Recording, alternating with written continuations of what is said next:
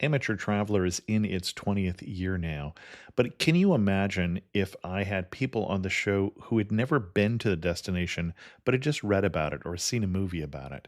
That wouldn't make any sense at all, and you wouldn't listen. We all know how important it is to receive advice from people who know a destination to get the most authentic local experience. And a great option for experiencing this is Explore Worldwide and their authentic small group adventures, led by local tour leaders, perfect for solo travelers who want to meet like minded people with a desire for adventure. I'm often an independent traveler, but two of my last three trips were with small group tours because they organize everything and it's a lot easier. If you want to recreate the tour I did to Malta, they have a Malta and Gozo Discovery Tour. I'm intrigued by one of their tours called A Taste of Sicily. The company again is Explore Worldwide, and visit exploreworldwide.com to learn more.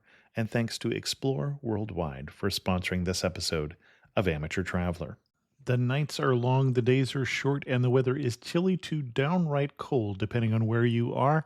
It's a good time to slip into a Quince iconic Mongolian cashmere sweaters, which start at only $50. You can treat yourself to everyday luxury at an affordable price with Quince.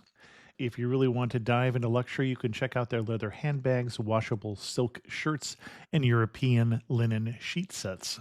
Whatever you're looking for at Quince, all the prices are 50 to 80% less than similar brands, and they do that by partnering directly with top factories and cutting out the middleman. They only work with factories that use safe, ethical, and responsible manufacturing processes. And of course, they use premium fabrics and finishes for that luxury feel in every piece. But you've already heard me rave about my Quince travel pants. Treat yourself this winter without the luxury price tag. Go to quince.com/traveler for 365-day returns plus free shipping on your order. That's QUINCE.com/traveler to get free shipping and 365-day returns. Quince.com/traveler. And thanks to Quince for sponsoring this episode of Amateur Traveler. I got my bags packed, I'm on a roll. I'm heading out there and I'm ready to go. I'm looking real good in my passport photo. Oh, no. Amateur Traveler, episode 413. Today, the Amateur Traveler talks about the Rhine River, alt beer, and Carnival as we go to Dusseldorf in Germany. Got to sit in one more cafe. I know that I should be heading home, but maybe not today. Welcome to the Amateur Traveler. I'm your host, Chris Christensen. But before we get into this week's interview, I do have three news stories for you. The first one is interesting. If you like flying on Virgin America or Virgin Atlantic, you might be interested to know that Richard Branson has announced he's going to get into the cruise business. Virgin Cruises is planning on starting with two different cruise ships based out of Miami, and they'll be targeting the Caribbean and the Mediterranean. This is ironic, considering that a report just came out of the United Kingdom. The growth in cruise passengers was only 1.5% last year. Speaking of reports, a new study came out that said what people are willing to pay for additional fees on airplanes. Nearly 90% of passengers said they wanted more comfortable seats and that they'd be willing to pay for it. 45% say they'd pay for extra leg room. 34% would pay to prevent the seat in front of them from reclining. 26% would pay to have an empty middle seat next to them. 13% said that they'd pay to have control of the armrest. 4% said they'd shell out to control the window shade, and another 4% said they'd be willing to pay to be first in line for the restrooms. So it's possible that all those fees are coming in your future. For links to all three of those stories, check out the show notes at amateurtraveler.com. For the sponsor of the show, consider Viator if you're looking for day trips on your next trip or even just rides to and from the airport. Find all those and support the Amateur Traveler by going to amateurtraveler.com/tours. I'd like to welcome to the show Erik and Anne Hess, who've come to talk to us about Dusseldorf, Germany. Erik and Anne, welcome to the show. Thanks for having us. And this is a little bit of an odd show because I was just in Dusseldorf, and I was in Dusseldorf for Carnival, which we will talk about some. But I know a number of you have mentioned that when I do a show and it's just me talking, that's a little harder to listen to. So we're not going to do that. I brought on Erik and Anne because they are friends who... You lived in Dusseldorf for how long? We lived in Dusseldorf for 2 years, about 15 years ago, though, so it was a while ago. But we have made a few trips back to Dusseldorf, primarily for some of the things that we'll talk about that we like to do in Dusseldorf. Excellent. Well, first of all, Dusseldorf, we're talking about a city on the Rhine in Germany. Why would someone go to Dusseldorf? Americans that go to Dusseldorf are probably going for the conventions. So they have a lot of conventions there. Many are fashion related. It's also a big media center. So a lot of people are businessmen that go there. I would have to say I did not associate Dusseldorf with either fashion or media, and yet I didn't realize how misinformed I was when we went down to the new media harbor, for instance, down in the old reclaimed harbor, and with the buildings there designed by Geary. It's very an interesting area, and I didn't realize how much of the jobs in that area were related to either of those industries. Banking is another major employer there, which is why we were there. Okay. And then Carnival, I think, is the other festival that we were going to talk about a little bit. And that was the thing that was odd for me, is that, again, was something I feel like I was completely ignorant of Dusseldorf. Let's just be clear here. Most people are before they go. Yeah, even though Erik and I used to work together, and he used to talk to me about Dusseldorf, which is one of the reasons why I reached out to him when I wanted to have someone to come on to add to my knowledge about spending just a few days in the city. But I didn't realize what a big deal Carnival was in that portion of Germany, but in Dusseldorf in particular. The people that live in that part of Germany, they really don't talk about Oktoberfest. So to them, Oktoberfest is really for tourists, and Carnival is really for the locals. And it's a pretty big deal. It goes for several days. And our experience with that was that the offices shut down. We have several days off, and there's parties pretty much every day. Well, and that was the interesting thing, is that some portions of it are sort of official events. I guess one of the nights, for instance, the old women in the city come and demand the keys of the city and cut the ties off of businessmen, which is an odd custom. Yes. I guess useful to know. Yes, and that happened to me. Fortunately, I knew in advance, so I wore a tie that I didn't care that got cut. So, did Anne choose which tie you were going to wear? Well, the first year he was there by himself. Okay. The second year I was also working in the office, and so not only was it old women, but it's just pretty much any female office employee is expected to go around and cut the ties. Some of the guys came really prepared and had a stash of ties in their desk, so that, oh my gosh, because when you cut the tie, you have to give them a kiss. Ah, okay. All right. Now I am seeing the motivation for bringing multiple ties. Okay. Well, and then the next day, I think it was the Saturday that we were there, then we saw that it was more of the unofficial party day. But it was funny to see people, like families, wheeling a cart out into the middle of the street on Königsallee, for instance, and having just a portable party with them. Mm-hmm. It was an interesting scene, but it wasn't like there were bands or official things going on. It was more like a city house party. Mm-hmm. Yeah. And then the big festivity then on the Sunday was the big parade. And that was the thing that surprised me in the scope, because I think they were saying 1.2 to 2 million people show up for that parade. And I know I had the unusual vantage point of being on a float and waving and saying, what's the greeting here in Carnival? Hello. Hello. Yes. Hello. And so I was greeting people for hours from the float, and you throw your arms out, and then of course, as long as you're doing that, you're throwing goodies, because it's almost like a combination of where us would be Mardi Gras and Halloween and I don't know what, because all the people dressed up a lot more kid-friendly than, for instance, a New Orleans Mardi Gras parade. And you've got the kids almost doing their trick-or-treating, saying hello, and you're throwing them candy from the parade. Now, do you have any tricks as a local or a semi-local living there of how you tackle that kind of crowds and seeing? Do you stay home in the apartment and watch it on TV? Or so maybe two things. So the first thing was the first carnival that I was at. So we lived in a kind of a suburb, I guess, of Dusseldorf called Gerresheim. Mm-hmm. And Gerresheim had its own local parade. I believe it was on the Saturday. And so I woke up to that. I heard noise outside. I opened up the windows, and there was a parade. And my neighbors downstairs that didn't speak a lot of English, they're all down there, and they're cheering me, and I didn't really realize that they wanted me to come down and drink with them. And so we had a lot of fun trying to speak English and German back to each other, and that was fun. And then for the big parades on Rosenmontag, we actually went to our office because our office was along the parade route. And so we went to the second floor, opened the windows, and we sat in the windows and watched the parade from up there. Well, one of the reasons I couldn't raise my arm above my head the next day was trying to get into some goodies in the second floor windows as well. But and I would say that if you want to bring your kids along, which is very kid-friendly event, but go to the northern end of the route because the floats will be running out of things to throw if they don't manage things very well like we did. And by the time they get to the southern end of the route, because the parade goes from north to south, or at least it did this year. But a lot of fun. Actually, one of the things that I thought was really interesting was we're 3 hours into the parade and just the smiles on the people. I'll be posting a post to Amateur Traveler of just some of the pictures I took of the crowds and the costumes that people were wearing and the huge smiles on their faces. Now, one thing obviously is they were asking for free things from the floats, so they were probably on their best behavior, but it was a fun event. Mm-hmm. I did enjoy it. Any other tricks to being a local at Carnival?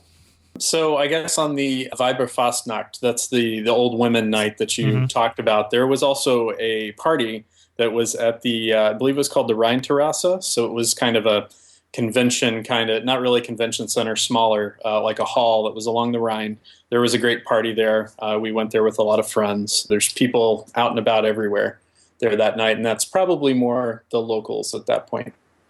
Well, one of the things that you mentioned, the Rhine, one of the things I really liked about what they had done with this city is I guess they used to have a highway just going along the Rhine, and they buried the highway and now have this wonderful, long pedestrian area that gives them a wonderful front to the city in terms of just enjoying the city, strolling down that way. And I know there's at least one art museum, number of art museums in town, but one that's buried right there along the highway on the Rhine River there. Yeah, that's it. Yeah, the Rhine Promenade is a great place to people watch.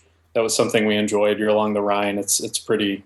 It's full of restaurants, and one of the more common things to do. Well, one of the great things about working in Dusseldorf was cafe and Kuchen time. So pretty much every day around 4 o'clock, you took a break from the office and you'd go with your coworkers, or it was expected you'd go out on your own. And there's a lot of Italian ice cream places and cafes, and you'd take a break.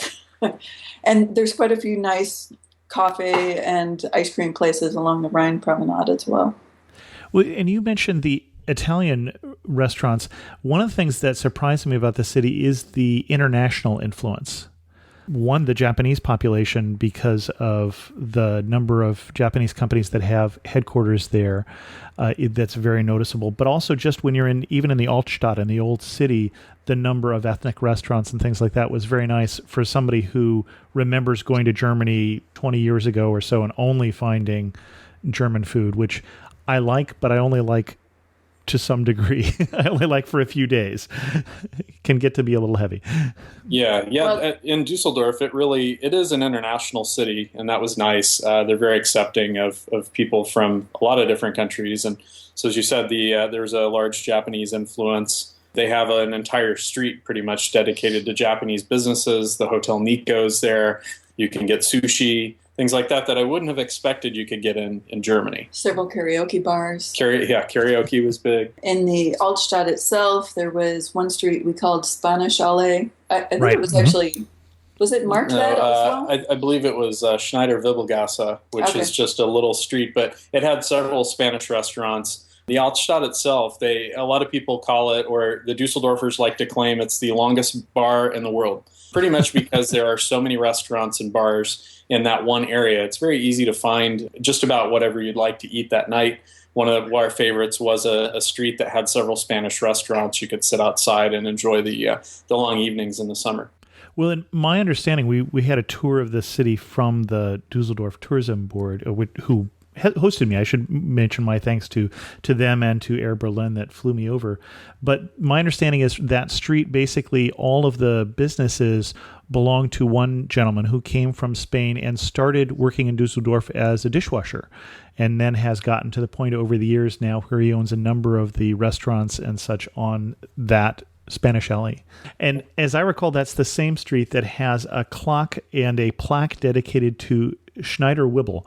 And Schneider Wibble, the interesting story, supposedly a true story, it happened in medieval Dusseldorf, where a man was sentenced to jail, and he was a tailor, and he sent his apprentice instead in his place as if he were Schneider Whipple, and the apprentice happened to get sick and die in jail, so Schneider had the unusual experience of watching his own funeral, as everybody thought that he was the one who had died. And so this particular street was also dedicated to this local character.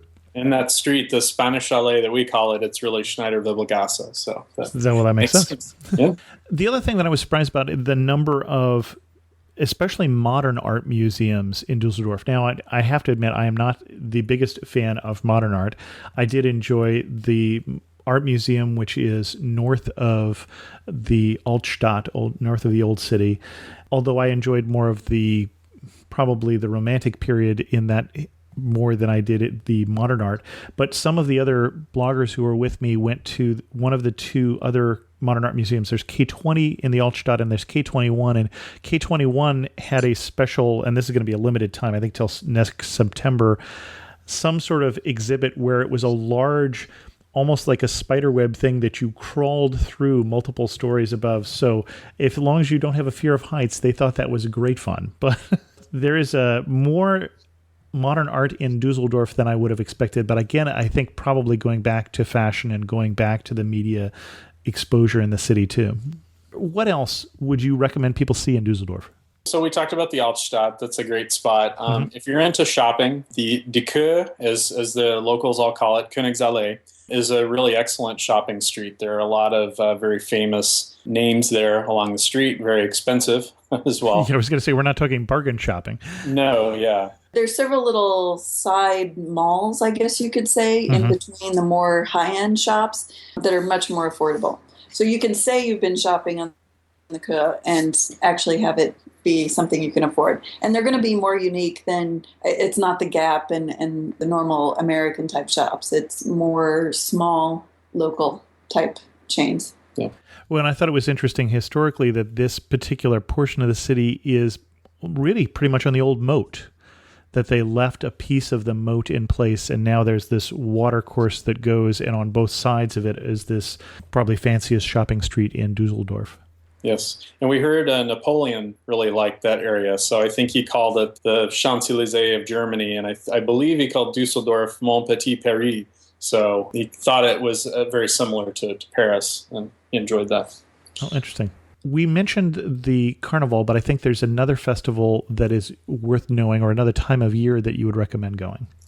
Yes, the Christmas markets. So the Christmas markets are held in the Altstadt. They set up a lot of small booths throughout the Altstadt.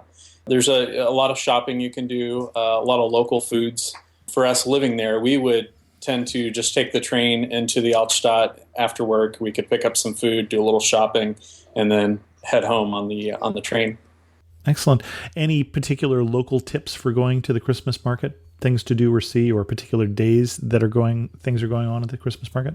No particular days that I can think of. However, so a lot of Dusseldorf to us was the good foods and things. So you could get some of the more local German type specialties, kind of a thin pizza like cracker bread thing called a Flammkuchen. There was also the Glühwein, which is the mulled spiced wine that's heated, and you get that. Or they had burnt almonds that you could buy that were like eating candy, and that was quite nice. So we enjoyed kind of that as we walked around. And it's cold out, you're drinking the warm wine and shopping. So.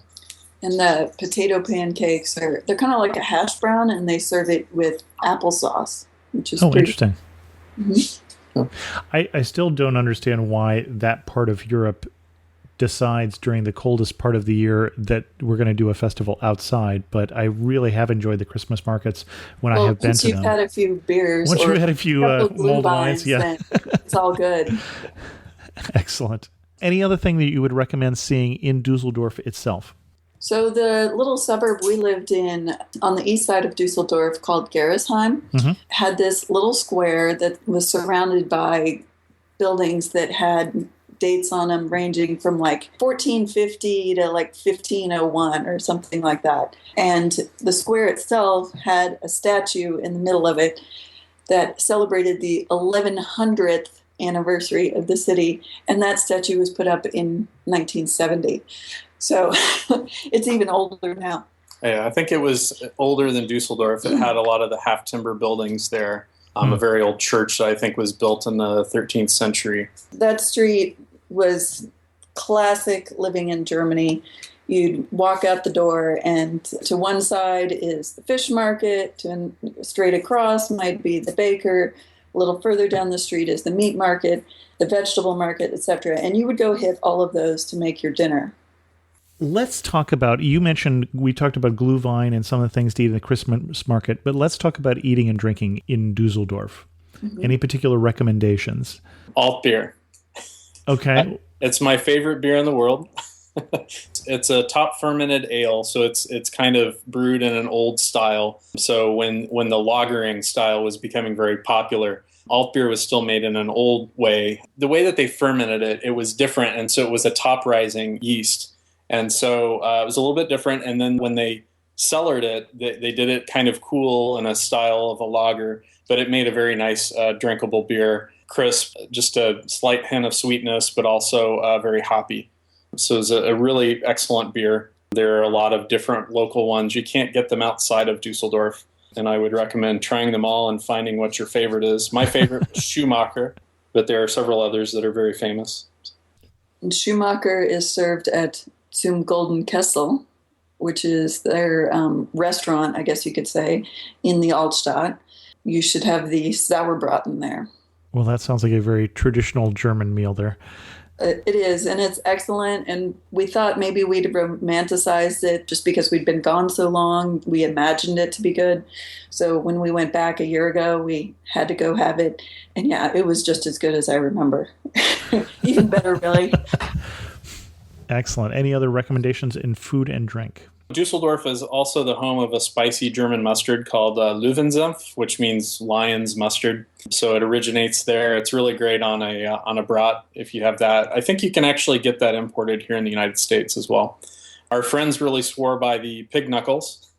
It's called a Schweinehaxe, and they really love that. So if you're a pork fan, I would recommend that. So the skin on the outside of the pork knuckle gets really crispy, and then you lift that up, and it's really tender meat inside, kind of like pulled pork. Well, and I'd have to say that the spicy German mustard sounds a little better to me than the currywurst, which is okay for sustenance, but not my favorite meal. Yeah. But very, very, very popular in Germany. Yes. All over Germany. Yeah. Excellent. How about side trips? Oh, there's so many from Dusseldorf. One of the things we did with everybody that came to visit us, or even new coworkers, the first day we would drive down the Rhine with them. Mm-hmm. You could take the superhighway to Koblenz in about 45 minutes, and then you would take a little windy road that just followed the Rhine all the way down. There's so many castles between Koblenz and Frankfurt that it's kind of like waterfalls in Hawaii. After a while, you just don't even notice them anymore. And it's a wine-growing area, so the cliffs along the river are really steep, and they've got these terraced vineyards. And so it's pretty, whether it's in the darkest part of winter or even in the fall when they're turning colors, and of course in the summer when it's warm and green, it's beautiful too. There's actually even a castle that's in the middle of the river, which is pretty unusual.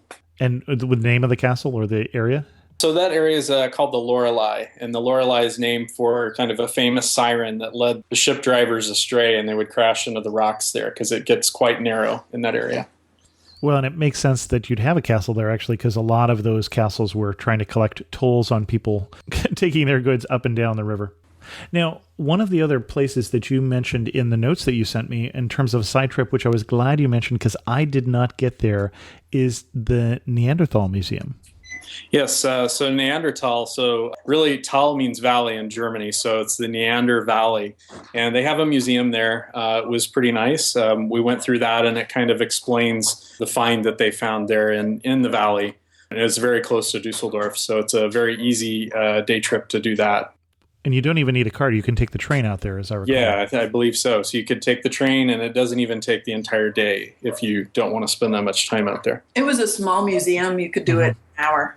Yeah, I actually wish that I had done that instead of the one art museum I did. I think I probably would have enjoyed that even more because it's more unique, I think, to the area. Yes. Now, the one day trip that I did do that I wanted to mention was Zons, Germany. I don't know if you got there. It's on the western bank of the Rhine. You can actually get there on the commuter rail from Dusseldorf. It's very close by, although there's only a bus from the train station about every hour, so it'd be easier to get to by car. It is supposed to be the Rotterdam of the Rhine, meaning that it's a walled town. It still has its original medieval walls and towers and such. And it was interesting. It's not as touristy as Rothenburg is, although I love Rothenburg. But it was an interesting side trip because I was there on the day after Carnival. And they were still cleaning up beer glasses on the windowsills and things like that. So it was half closed the day I was there. But you got the impression of a somewhat touristy city, but a little more off the beaten track, and so not quite as touristy as some other spots like Rothenburg. And then I actually took the ferry across the river and walked back up, which I wouldn't recommend to anybody who doesn't want to walk for several kilometers, to the palace that is in just below Dusseldorf, and the name of the palace is the Bunrat Palace. Which is one of the palace of the German electors when this was the Holy Roman Empire. And that was interesting. I didn't go inside because I only had so much time.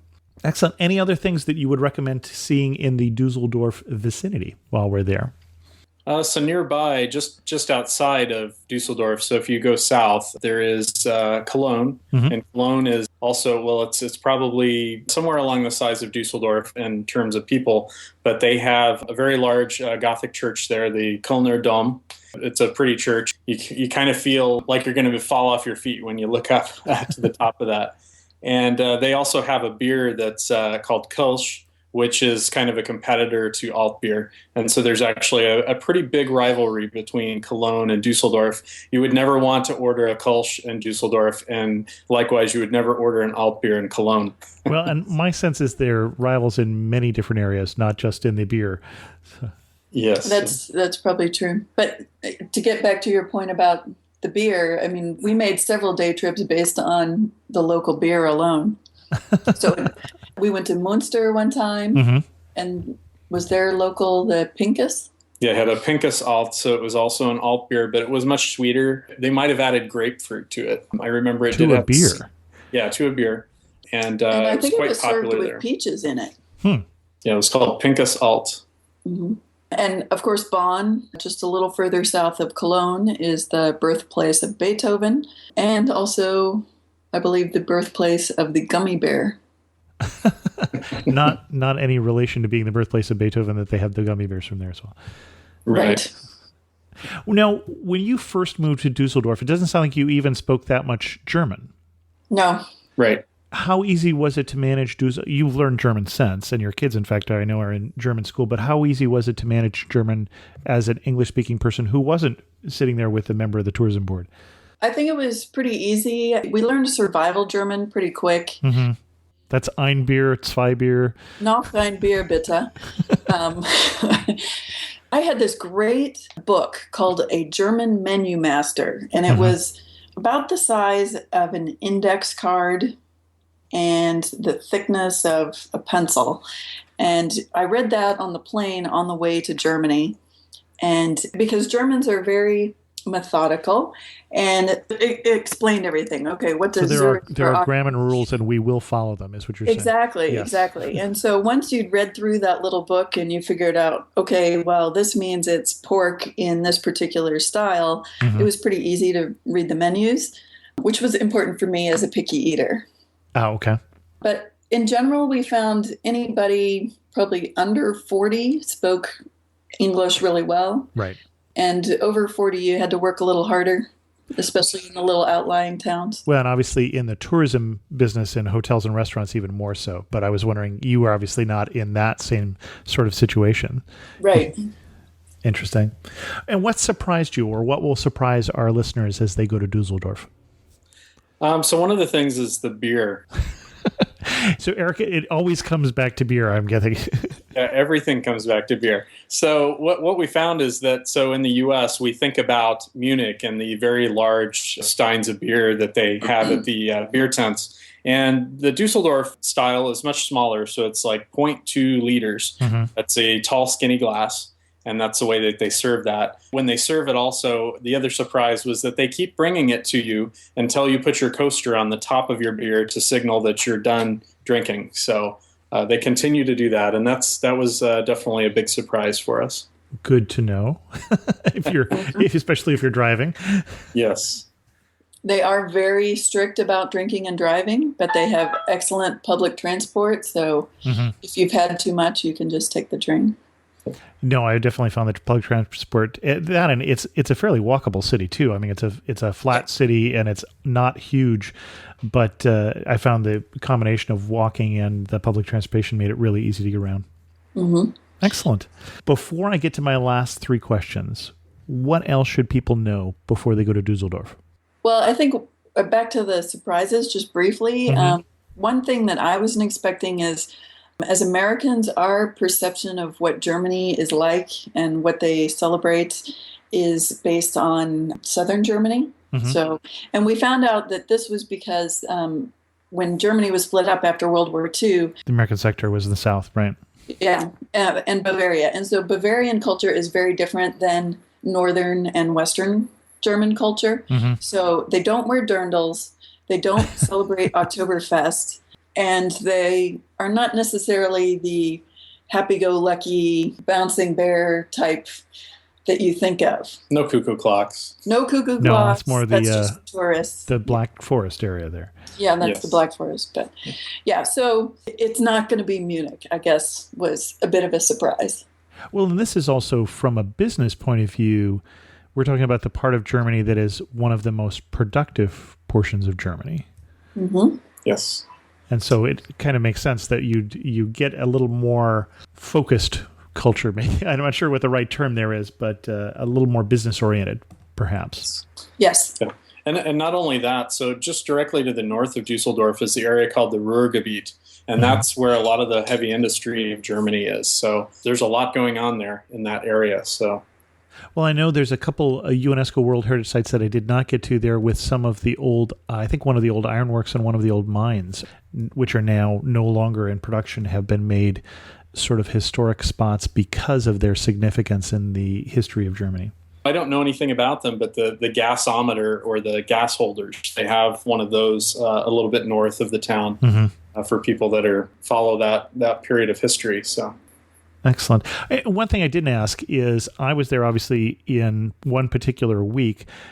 In terms of the best time of year in general to visit, we mentioned Carnival and the Christmas markets, but in terms of the city itself, what is the best weather? What is the best time of year to be a local member of the Dusseldorf community? Probably early summer. So one of our nicknames for Dusseldorf was Drizzledorf. A lot of people really thought that was amusing. They do get a decent amount of rain, but it's very temperate. The climate is very temperate. You can expect rain really any time of year. But when the sun came out, the early spring, people are out eating ice cream. The coldness of the winter kind of wears off and everyone's really excited to be out. And it's a really nice time of year. In the summertime, it stays light outside until 11 o'clock, midnight. All those restaurants that are on the Rhine promenade and in the Altstadt, they all have outdoor eating areas with patio heaters. And so I'd say probably 3/4 of the year you could eat outside, but it's really pleasant in the summer when you can stay up late and just relax. Well, and I was surprised when I was there. I just happened to be there in a time of year that even though it was March, I was carrying my jacket around. It was just way too warm during the middle of the day to wear a jacket. It was wonderful weather when we were there. It was a little cold when we were on the float, as it turns out, ironically enough. And that was the only rain we saw, was the beginning of the parade, which, wouldn't you know? But Excellent. Last three questions. One thing that makes you laugh out loud and say only in Dusseldorf.